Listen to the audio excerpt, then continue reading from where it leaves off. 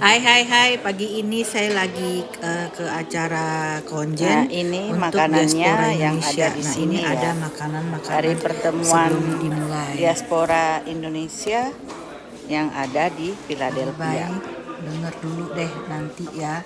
Setelah nanti Kan Ibu. kita Ya, makan dulu acaranya. yang Setelah masak makan pinter. nanti ada acara mengenai Ini diaspora, mengenai buah-buahnya. imigrasi, mengenai macam-macam. Jadi ini berguna juga Ada buat teman-teman kalau mau mengenai kita lagi di luar negeri ada apa-apa gitu. Terus buat anak-anak yang perkawinan campuran, mari kita dengar. Intinya adalah untuk membantu yang mempromosikan Indonesia di Philadelphia khususnya. Yang terutama juga Bapak Ibu perwakilan dari Kementerian Pusat yang hadir pada kesempatan siang hari ini ada Pak Eko Brianto, Dirjen Imigrasi, Pak Devdi, Direktur Urusan Diaspora Kementerian Luar Negeri, yang baru itu Bapak Ibu kurang lebih sebulan Direktur Urusan Diaspora. Di Philadelphia angin berhembus, langkah tegak hadapi dunia. WNI pantang hidup terputus, negara hadir membawa asa. Terima kasih banyak sekali lagi atas perhatian yang diberikan oleh Bapak Ibu semuanya. Wabillahi taufiq wal hidayah.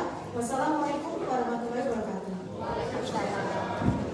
Terima kasih Bu Esther. Baik Bu Bapak, kita langsung saja ya kepada sesi paparan dan diskusi. Setelah itu saya akan panggil dulu narasumber yang sudah hadir pada siang hari ini, ada 3. Yang pertama boleh mengambil tempat ke depan, Bapak Eko Brianto, Direktur Visa dan Perjalanan Dinas Kementerian Imigrasi dan Pemasyarakatan. Yang kedua Pak Baki Sayuda, Kepala Subdirektorat Kewarganegaraan dari Kementerian Hukum. Dan yang terakhir ada Pak Devdi Risa, Direktur Urusan Diaspora Kementerian Luar Negeri.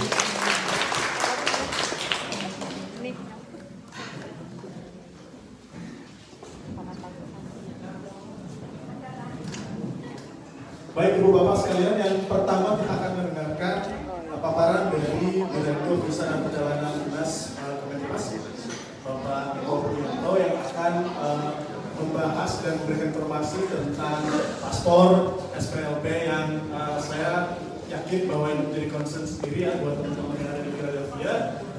Jadi nanti bisa mendengarkan dulu, setelah itu kita akan lanjutkan dengan sebutan. Kepada Bapak Eko kami persilakan. Bismillahirrahmanirrahim. Izin saya berdiri ya. Yang saya hormati dari Indonesia, Sumber, ada Bu Asden, Pak Direktur, Pak Kasudin, dan yang saya hormati juga Bapak Ibu sekalian, para diaspora Indonesia yang hadir pada siang hari ini. Assalamualaikum warahmatullahi wabarakatuh. Selamat siang, salam sejahtera bagi kita semuanya. Swastiastu, Namo Buddhaya.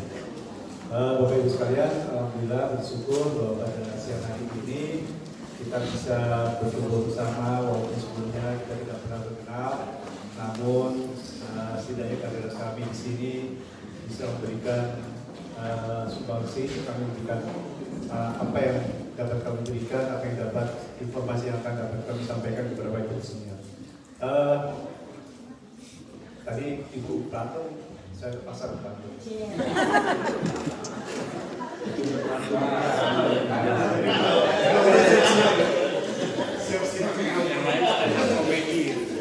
Begitu membawa kelapa. Tidak berpatu tidak apa-apa.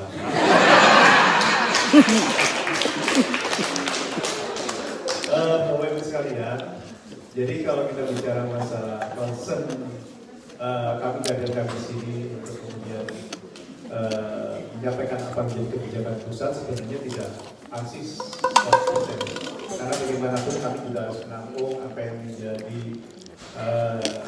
aspirasi, harapan maupun kemudian ada kondisi kendala-kendala yang di lapangan terkait dengan kebijakan-kebijakan di pusat.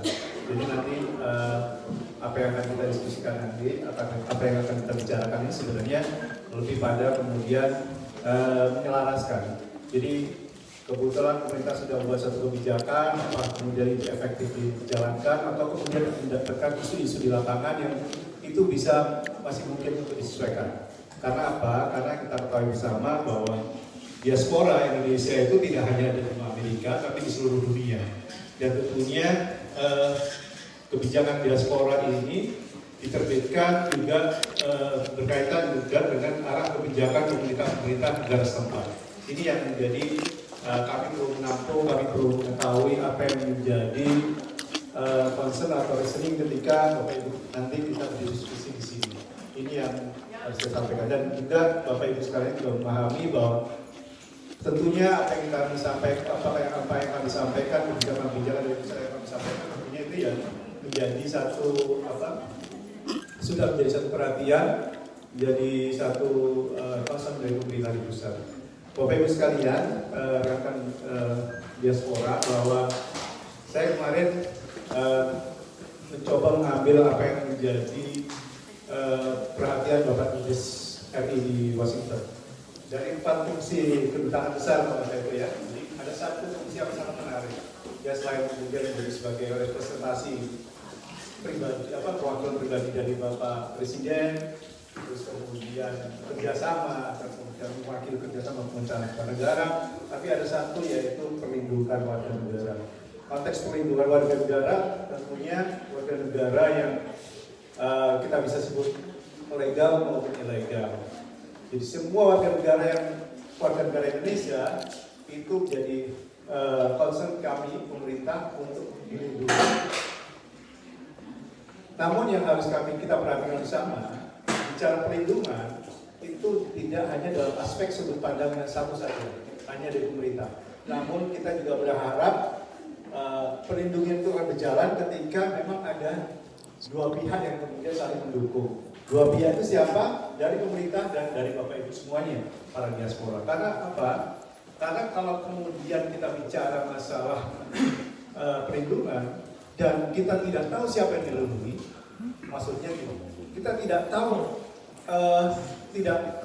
bahwa orang-orang ini perlu kita lindungi, itu juga jadi masalah. Karena kemarin kami update, saya kalau salah, bahwa disampaikan Pak Dubes dari yang terdaftar itu berapa? 60.000, ternyata yang tidak terdaftar cukup banyak. Bagaimana kemudian pemerintah bisa akan melindungi warga negaranya ketika tidak tahu, tidak terdaftar mereka di kedutaan besar di pemerintah Indonesia. Ini yang menjadi isu sebenarnya. Maka dari itu kami berharap, jadi pemerintah tidak akan pernah mencelakakan warga negaranya.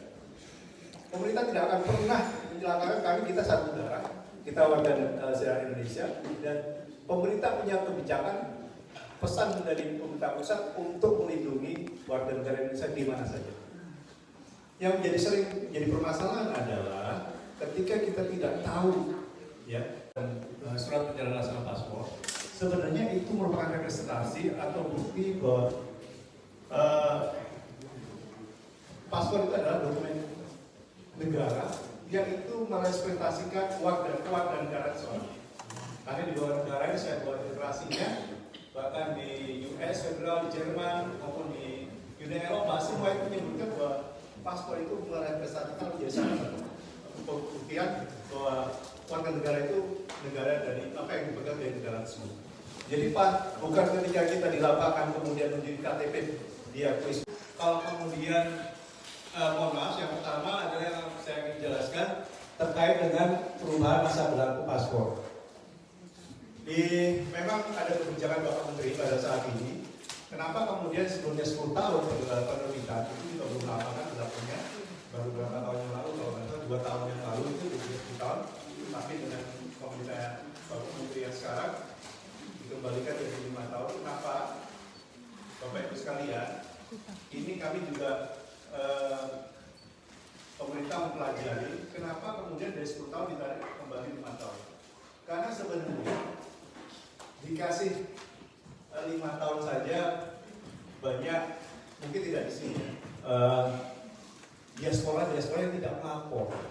Apalagi kemudian dikasih 10 tahun. itu resiko potensi untuk kehilangan warga negara besar. Karena masih berlaku Undang-Undang 12 tahun 2006 ketika tidak melaporkan selama 5 tahun itu berpotensi untuk lepas warga negaraannya. Dari aku Mas Baki mungkin lebih tahu terkait dengan karena dia menangani keluarga negaraan dan nanti akan menyampaikan RUU yang baru. Tapi intinya bahwa kenapa kemudian ditarik kembali 5 tahun, dikasih 10 tahun aja, 5 tahun saja belum tentu melaporkan diri, apalagi dikasih 10 tahun. Nanti takutnya lupa, takutnya yang celaka malah Bapak Ibu sekalian yang kemudian dikasih 10 tahun, asik dengan pekerjaannya, dengan keluarga segala macam, sehingga lupa untuk melaporkan kepada KBRI atau KJRI. Melaporkan itu penting, hanya mendaftarkan itu penting, dan itu nggak sulit sebenarnya kan. Kenapa? Agar kemudian KBRI, KJRI akan tahu posisi Bapak Ibu sekalian di mana. Apa kemudian apa yang menjadi masalah Bapak Ibu sekalian, apa yang menjadi kondisi situasi. Terus kemudian pemerintah atau KJRI akan menyampaikan update kalau kemudian ada isu-isu atau bukan isu. Ada kebijakan-kebijakan negara setempat yang kemudian bisa kita sampaikan kepada warga negara kita. Tapi kalau nggak melapor, nggak bisa ini message itu, pesan tersampaikan kepada Bapak Ibu sekalian. Itu masalah Permen yang baru ya, 19 tahun 2024, di mana ada prasyarat bagi penggantian paspor di pasal 3 ayat 1 dan ayat 2 itu saat ini adalah izin tinggal. Jadi gini, sebenarnya kalau kita bicara masalah isu terkait dengan warga negara di hampir semua negara itu sama, illegal stay, office stay, gitu itu sama. Dan selama ini sudah banyak terjadi.